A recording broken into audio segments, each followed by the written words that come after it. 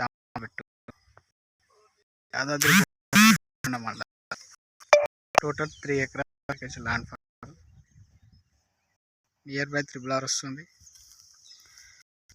Nalgonda to Bhuvanagiri వచ్చేసి 1 kilometre వస్తుంది.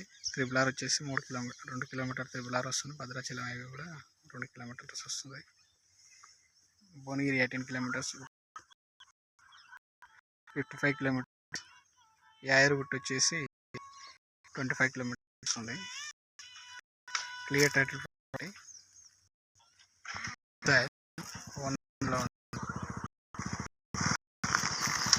Village to village ఆనుకోని